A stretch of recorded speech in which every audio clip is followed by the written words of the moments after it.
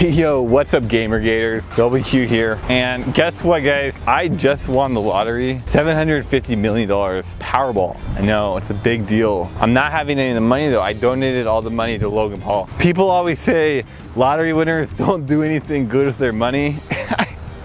I sure showed them. All right guys, look, enough with Logan Paul, enough with the jokes, enough with it. More important things have come up. The meme wave, the great meme wave, 2016. What are you talking about, dude? WQ, what are you going on about? Let's not get too complicated. I don't want to complicate you guys. I'm just gonna give you some real facts here. Most people haven't noticed this, especially liberals. If you're a liberal watching this, listen up.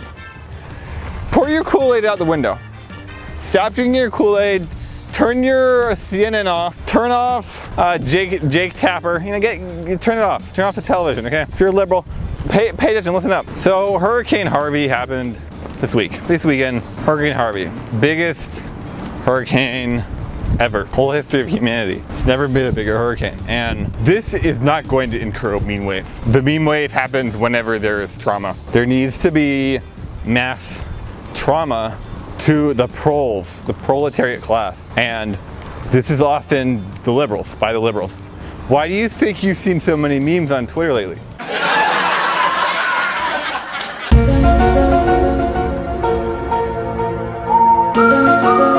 Why do you think that meme with the guy and then the girl and then the other girl? I'll do it for you guys.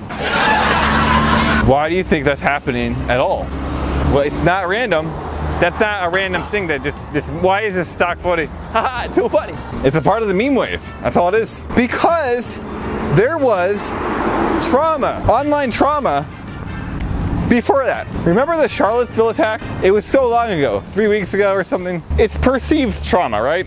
Charlottesville wasn't that bad. One person died, but like in the grand scheme of things, well, it wasn't actually that bad. Not much worse than an average Chicago weekend. It's not much worse than that. So why isn't there a constant meme wave after Chicago? Why is it only after one person dies in Charlottesville?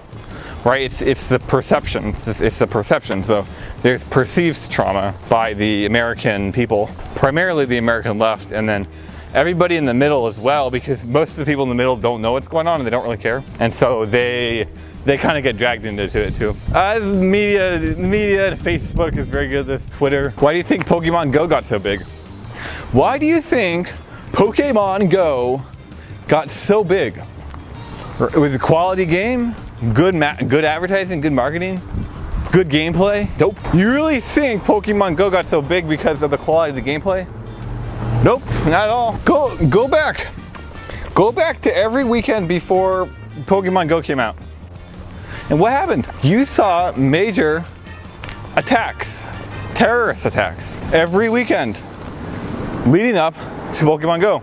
Every single weekend had large-scale, serious terrorist attacks.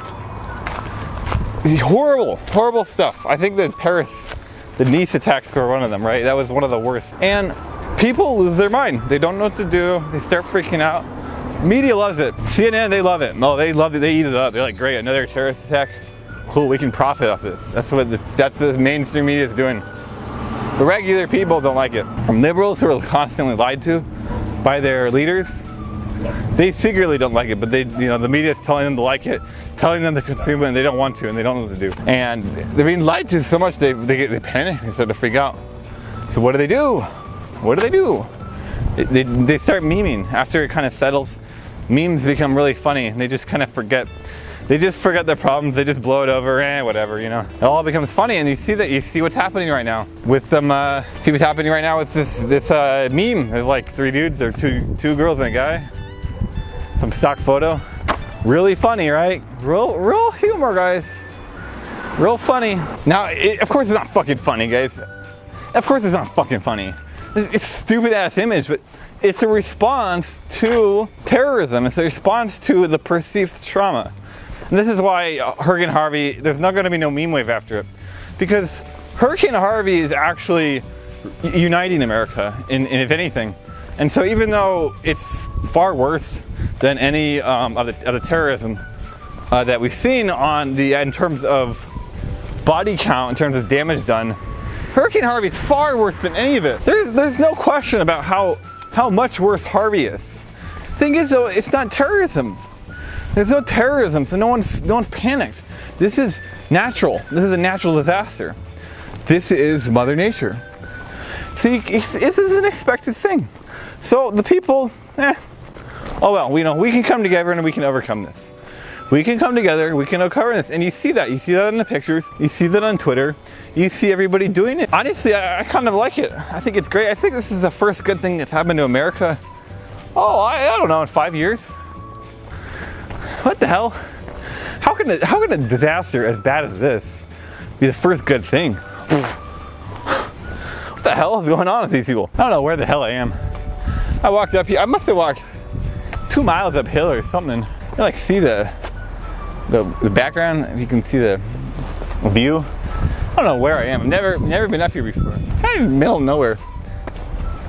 Good thing I've been doing a lot of cardio over the past year and a half. Really, it's really paid off. You know, my breathing's a little hesitated, but I feel great. I practically jogged uphill. And why not? You know, felt pretty good. There's a big dog looking at me. Old pit bull. An angry little pit bull. Steroids. I don't know. I've never been here before. There's road work ahead. I didn't know there was roads up here. Look at this shit, guys. I guess they're building a house up here. Not a lot of room, but I mean, I don't know, in new construction. But yeah, I don't think Hurricane Harvey is going to incur a meme wave because it's not dividing anybody. You know, it's not. There's no trauma. There's no perceived threat. That's the thing about terrorism, and I think that's why Charlottesville's like tricked people so much. Because if you look at the actual damage done by Charlottesville, that was minimal at best, and it was a loss for Nazis. The people of Charlottesville spent 2 months campaigning for this Nazi rally all across America, and they flew people out from all over America. They got 500 people. Every single one of these people was doxxed. Nobody believes this shit, right? And then, very unfortunately, one person died. It's not good. Compare this to the normal terrorism that ISIS is doing. Compare this to the threat of terrorism that we see almost on a weekly basis everywhere else. Minimal. Non-existent. Look at the bee movie. Remember that bee movie happened in December? The entire bee movie, but every time a bee took a shit, it sped up 10 minutes or whatever. So, what happened the week before that? Go a week before that, what happened? Yeah, there was a terrorist attack. 2 weeks before that, terrorist attack. If it's not a very big terrorist attack, nothing will come out of it, but the bigger the trauma, the bigger the memes. That's again is why Charlottesville is so big, is because the trauma was big. Yeah, I'm literally never up here, guys, but look at this fucking view. This is crazy. Fucking crazy, dude. Look at this shit. Oh, we gotta zoom in a little bit. That's better. Look at that deck right there. Look at that porch. That's fucking crazy. I live down there. I don't know, I don't think you can see my house, but I live down there. That's real nuts. It'd be really crazy. It feels like the ocean. I feel like I'm living on the ocean. What you guys just saw was a short teaser for a new speedrunning event called Oceanside. Real neat. It's real neat. Next time there's a terrorist attack, guys, watch out for the memes. Watch out for the memes that come after. Don't let Soros fool you. Stay alert and stay on guard. Don't let Soros get you. False promises. False promises of a global world. Well, let's get to something else, guys. I used to play this game called League of Legends. I think a lot of you have heard of it. I used to watch this gamer girl, Rainbow Kids, and she wasn't very good at the game. And basically it was just cleavage. It's good that she's creating content, and truthfully, she was done with being a booby streamer anyway. What are you doing with this job? You like stream games you don't care about to 15-year-old pubescent virgin dudes to jack off you. This is the job. The only requirement is to know how to put a push-up bra on. It's the only requirement, and that's kind of sucks. So yeah, she was done with that shit. Like, fuck it, I'm out. But her stream was like dying. She said, well, what the fuck do I do now? Now she started up this YouTube channel, and this is funny because then she started dating iDubbbz. Now the thing is, her YouTube content is fucking terrible. Like, oh my fucking god. This content is so bad. And they're going like 9 months or a year at this point, so there is no precedent for her to actually make good content. It's pointless. Nobody cares, and most of her fans are his boyfriend, or they're from her stream. Now, the thing is, her personality and her identity has changed so much online that her old audience, her new audience, and then there's kind of the in-between, It's all over the place. And then the other problem is the content doesn't match any of it. The content is all over the place, and it's very impersonal. It's not really her. It's a lot of his humor pointlessly mixed in with parts of her personality, and there's no real aim, there's no objective, and it wasn't founded on anything. Her old internet content, her old internet identity, it was founded on this principle, and it felt like people were going strong with it. What do you do with that if you're her? Well, she doesn't actually need to make good content. You know, she's dating iDub, so it's like, well, he's got enough money for the both of them. And come on, men want to take care of their girlfriends, right? If men get married, they want to be the provider. Like, this is a fact. So if she's making YouTube videos, they're both fine with it. They're both happy. But the videos are garbage, which is pretty funny. But the thing is, her old identity, being a booby streamer, she was good at. She was good at that. Flat out. She was funny, she had humor, personality, there was ambition. There was actual ambition in her, and you could see it in her character. It was great. So, should she go back to doing that? But she can't really go back to doing that, especially if she's kind of abandoned it. Whatever the case is, her new content is completely terrible. And I've watched a few of her videos, and it's painful to watch.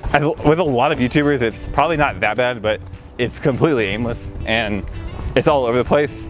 And she has an automatic fan base, so it's like she's producing content for an audience, but dude doesn't know. It's not binded by anything. It ends up just being very awkward. It's kind of the same when Lady wins the lottery. Lady won $750 million in the lottery. Is she gonna become a celebrity? Is she become the next big thing? Almost without a doubt, she's gonna be fucked. In five or 10 years, she's completely fucked. She's not gonna live as long, she's not gonna be as happy. Because she was gifted $750 million. Yeah, her life it's ended. It ended today, and it's unfortunate.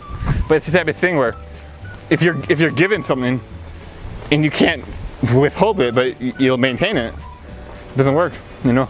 The human struggle, it's about growth, it's about production.